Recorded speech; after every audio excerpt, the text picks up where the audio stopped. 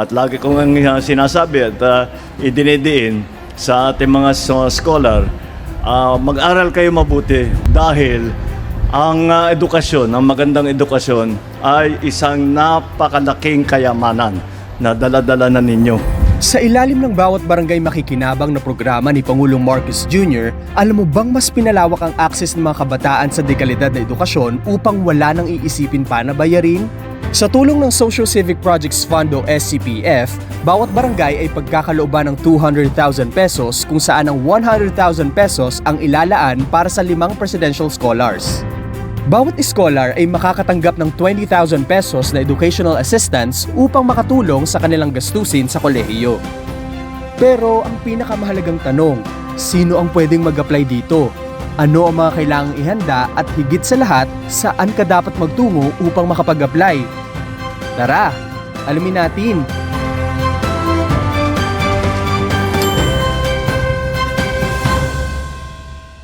Bagamat nakadepende sa guidelines ng bawat barangay ang pagpili, ito ang mga pangunahing prioridad ng programa.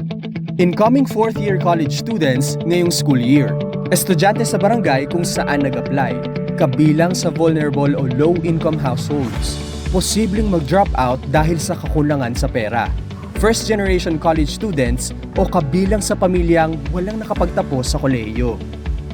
Sakaling walang maging sapat na bilang para sa mga 4th-year college students, maaaring isaalang-alang ng ilang barangay ang mga incoming 3rd-year college students, TESDA scholars na may national certificates, 5th o 6th-year students na malapit nang magtapos ngayong school year. Tandaan, walang itinakdang minimum jiwa o income ceiling sa pagkuha ng scholarship.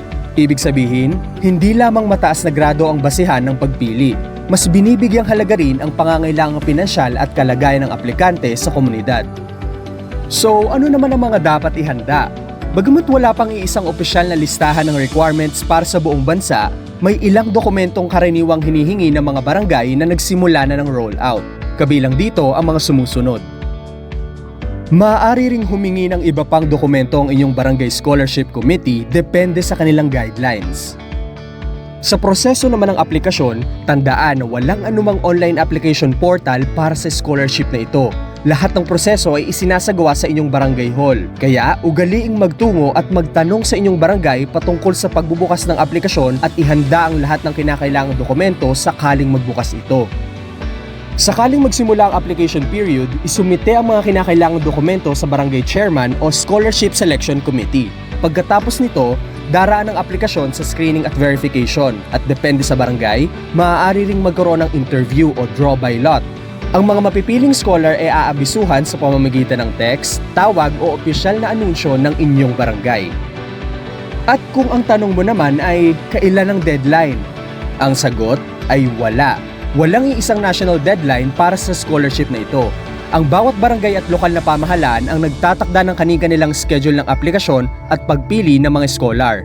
Kaya manatiling nakaantabay sa mga anunsyo at pabatid ng inyong barangay ukol dito. Complicated ba? I know, right?